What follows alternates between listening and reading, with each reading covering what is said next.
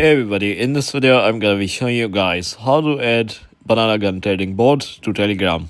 So with that being said guys, let's get started with today's video. So first of all, you have to download the Telegram application if you haven't already on your mobile phone. So I've already done that. And then you have to create or log in into your account. And once you have done that guys, you just have to type in banana gun / bot and then just click on apps. Or you can just click on this one right here, or you can just go to this link which says banana gun bot.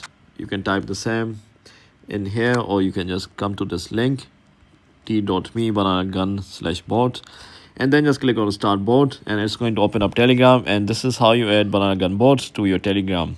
So if you found this video to be helpful guys, then thanks for watching, and I'll see you in the next video very soon. Peace.